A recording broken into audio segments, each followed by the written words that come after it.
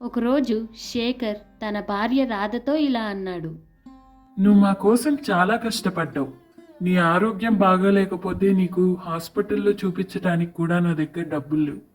డాక్టర్లు ఏమో ₹1,00,000 దాకా ఖర్చు అవుతాయని చెప్తున్నారు. కానీ అన్ని డబ్బులు నేను ఎక్కడి నుంచి తేను? అని చాలా బాధపడుతున్నాడు శేఖర్. అప్పుడు రాధ ఇలా అంటుంది.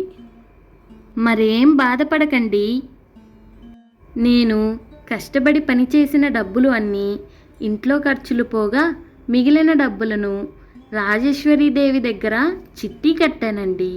అవి ₹1,00,000 దాకా అవుతాయి. వాటిని ఇప్పుడు అడిగి తీసుకొని వస్తా.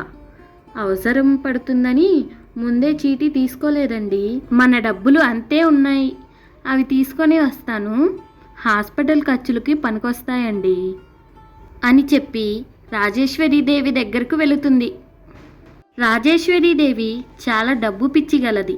తన తెలివితో ఎవరినైనా మోసం చేయగలదు. అది తెలియని అమాయకపు రాధ డబ్బులు దాచమని రాజేశ్వరీదేవికే ఇచ్చింది. ఏం రాధా, ఏంటిలా వచ్చావు? అది అమ్మగారు, నా ఆరోగ్యం ఏమీ బాగోట్లేదమ్మా. హాస్పిటల్లో చూపించుకోవడానికి చాలా డబ్బులు అవసరం అవుతున్నాయి. నేను మీ దగ్గర దాచిన నా చీటీ డబ్బులు ఇవ్వండి అమ్మా. డబ్బులా? ఏ డబ్బులు? ఎవరి దగ్గర దాచావు?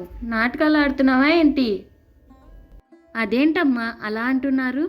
నేను మీ దగ్గర చిట్టి కట్టి అవి మీ దగ్గరే దాచిపెట్టమని చెప్పాను కదా. ఆ డబ్బులు మీ దగ్గరే దాచారు కదా, ఇప్పుడేంటి ఇలా మాట మారుస్తున్నారు? ఏంటి తమాషాలు ఆడుతున్నావా? నీ డబ్బులు అప్పుడే తీసుకున్నావు, మళ్ళీ నా దగ్గర దాచిపెట్టానని నాటకాలు ఆడుతున్నావేంటి?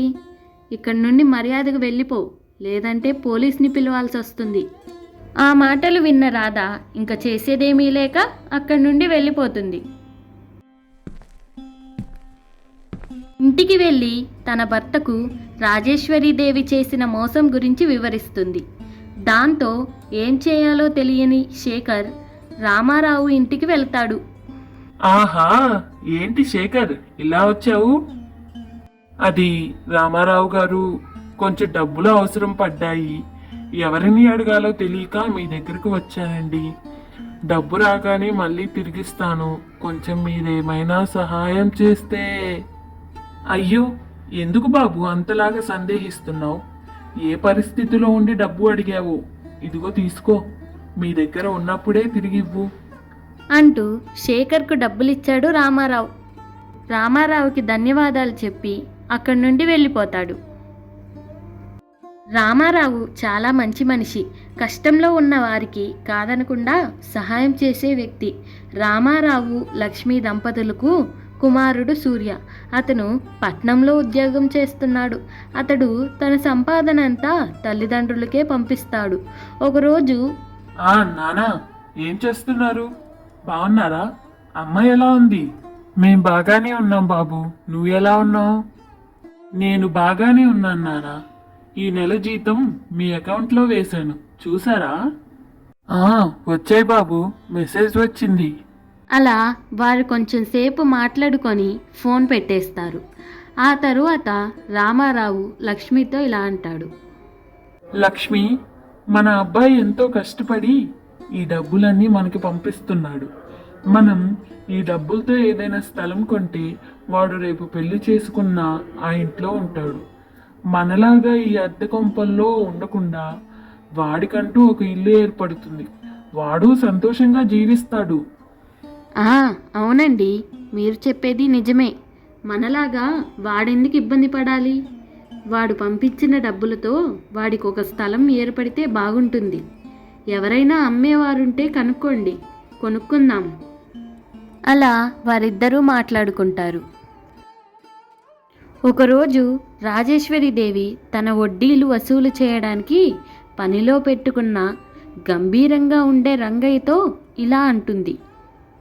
ఒరేయ్ రంగయ్య, ఆ పక్క వీధిలో డబ్బులు వసూలు చేసుకొని రమ్మన్నా, తీసుకొచ్చావా లేదా? అయ్యో, పనిలో ఉండి మర్చిపోయానమ్మా. ఏదో గంభీరంగా ఉన్నావని, నిన్ను చూసి భయపడైనా సరిగ్గా డబ్బులు ఇస్తారని నిన్ను పనిలో పెట్టుకున్నా. కానీ నువ్వు ఏ పనికి పనికిరావని ఇప్పుడే అర్థమవుతుంది. ఇంతకీ నా స్థలం అమ్మటానికి ఒక పార్టీని చూడమన్నా, అదైనా చూసావా లేదా? అది అమ్మా, అది ఆ విషయం కనుక్కుంటూనే ఉన్నా, కానీ మీ గురించి తెలిసిన వారు ఎవరూ కొనడానికి ముందుకు రావట్లేదమ్మా. ఆ మాట విన్న రాజేశ్వరీదేవి కన్నెర్ర చేస్తుంది. అది చూసిన రంగయ్య, సరే అమ్మా, ఎవరినైనా తీసుకొస్తాను అని చెప్పి అక్కడి నుండి వెళ్ళిపోతాడు. ఒకరోజు రామారావు ఆరు బయట కూర్చొని ఉంటాడు. అప్పుడే అటు నుండి రంగయ్య వస్తూ ఉంటాడు. అది గమనించిన రామారావు రంగయ్యని పలకరింపుగా ఇలా అడుగుతాడు. ఏంటి రంగయ్య, ఎక్కడికి వెళ్తున్నావు? ఏంటి సంగతులు? ఏముంది రామారావు గారు, మా అమ్మగారు ఒక స్థలం అమ్మాలనుకుంటున్నారు. అది కొనడానికి ఎవరైనా ఉన్నారేమో అని కనుక్కోవడానికి వచ్చాను. స్థలమా? నేను ఒక స్థలాన్ని కొనాలని అనుకుంటున్నాను. నన్ను మీ అమ్మగారి దగ్గరికి తీసుకెళ్తావా? అలాగే రామారావు గారు. రంగయ్యను అక్కడే ఉండమని చెప్పి మిషన్ కొడుతున్న తన భార్య లక్ష్మి దగ్గరకు వెళ్తాడు. విషయం చెబుతాడు. ఆ తర్వాత వారు ముగ్గురు కలిసి రాజేశ్వరీదేవి దగ్గరకు వెళతారు.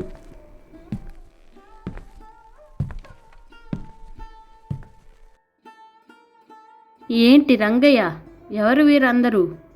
మన స్థలం కొనడానికి వచ్చిన వారమ్మా. వీరు చాలా మంచివాళ్ళు, చాలా నమ్మకస్తులు. అన్ని విషయాలు మాట్లాడుకొని ఆ రోజు ఇంటికి వెళ్తారు. ఆ మరుసటి రోజు డబ్బు తీసుకొని రాజేశ్వరీదేవి దగ్గరకు వచ్చారు. ఏంటి, డబ్బు తీసుకొని వచ్చారా? తీసుకొచ్చామమ్మా అంటూ రాజేశ్వరికి డబ్బులు చేతికి ఇస్తారు. డబ్బులు చేతిలో పడడం ఆలస్యం. రాజేశ్వరీదేవి నాటకం ప్రారంభిస్తుంది.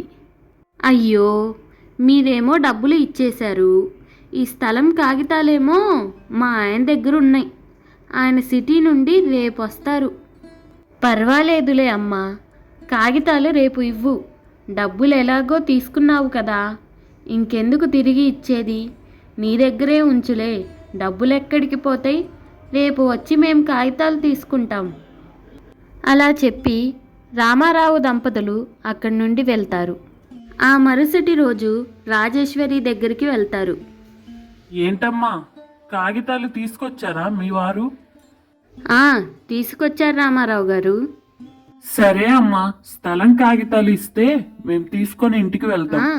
డబ్బులు ఇచ్చి తీసుకెళ్ళండి కాగితాలు. అదేంటమ్మా అలా అంటావు? నిన్న రాత్రే కదా మేము డబ్బులు ఇచ్చాం. కాగితాల కోసం రేపు రమ్మన్నావు కదా. ఏంటి, ఏం మాట్లాడుతున్నారు? ఏం డబ్బులు? మీరెప్పుడు నాకు డబ్బులు ఇచ్చారు? కలేమన్నా కన్నారా ఏంటి? డబ్బులు ఉంటే ఇచ్చి కాగితాలు తీసుకెళ్ళండి, లేకపోతే బయటికి నడవండి. అదేంటి అలా అంటున్నావు? నిన్న రాత్రే కదా మా దగ్గర డబ్బులు తీసుకున్నావు. తీసుకుని కూడా తీసుకోలేదని అంటున్నావు.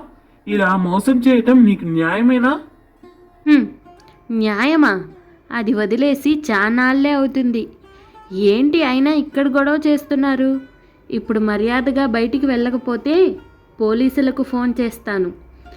నా మీద రేప్ చేయబోయావని కేసు పెడతాను. అయినా మీరు నాకు డబ్బులు ఇచ్చినట్టు ఏదైనా ప్రూఫ్ ఉందా? మీరు మర్యాదగా బయటికి నడవండి, లేకపోతే పోలీసులు నడిపిస్తారు మిమ్మల్ని. వామ్మో, ఇంత మోసమా? నువ్వు ఖచ్చితంగా పశ్చాత్తాపపడే రోజు ఒకటి వస్తుంది అని చెప్పి అక్కడి నుండి బాధగా వెళ్ళిపోతారు.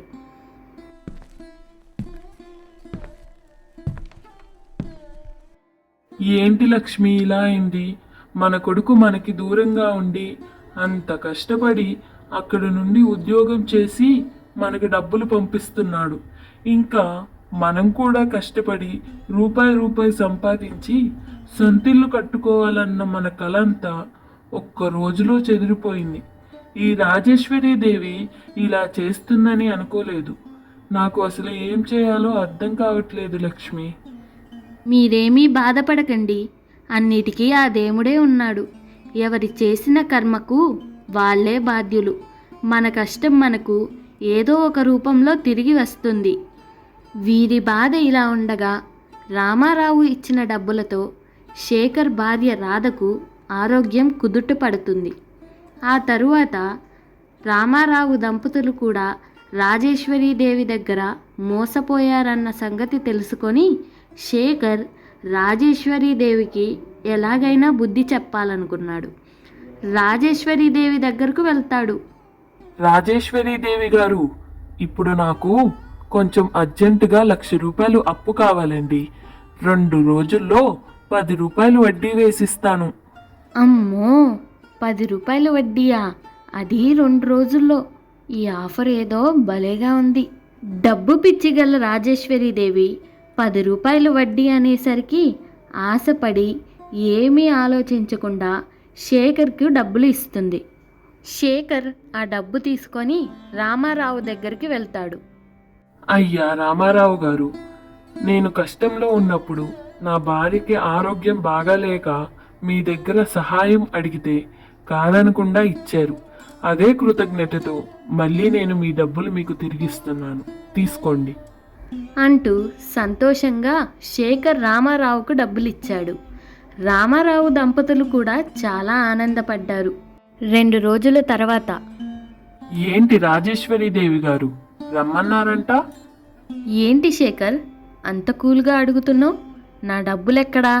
నా వడ్డీ ఎక్కడా? ఏం డబ్బులు, ఏం వడ్డీ? మీరు అసలు దేని గురించి మాట్లాడుతున్నారు? అయినా మీరు నాకు డబ్బులు ఎప్పుడిచ్చారు అంటూ గంభీరంగా అడిగాడు శంకర్. ఆ మాటలు విన్న రాజేశ్వరీదేవి ఇలా అంటుంది. ఏం శేఖర్, నాతోనే పరాచకాలా? నా దగ్గర వడ్డీ తీసుకొని నాకే ఎగ్గొట్టాలని చూస్తున్నావా? అంటూ తడబడుతూ మాట్లాడుతుంది రాజేశ్వరీదేవి. ఏంటి రాజేశ్వరీదేవి గారు, ఏం మాట్లాడుతున్నారు మీరు? ఇలా నన్ను బెదిరిస్తే నేను బెదిరిపోతాననుకుంటున్నారా? మర్యాదగా నన్ను వెళ్ళనివ్వండి, లేదంటే నన్ను ఈ విధంగా బెదిరిస్తున్నందుకు మీ మీద పోలీస్ కేసు పెట్టాల్సి వస్తుంది. అయినా మీరు నాకు డబ్బులు ఇచ్చినట్టు ప్రూఫ్ ఏది? అనగానే రాజేశ్వరీదేవి షాక్ అవుతుంది. అది చూసిన రంగయ్య పెద్దగా నవ్వుకుంటాడు. ఎవరి కర్మకు వారే బాధ్యులు అన్నట్టు మా అమ్మగారు చేసిన మోసం ఆవిడికే తగిలింది. ఇది ఇవాల్టి కథ. మరొక ఆసక్తి కథలో మళ్ళీ కలుద్దాం. అంతవరకు సెలవు.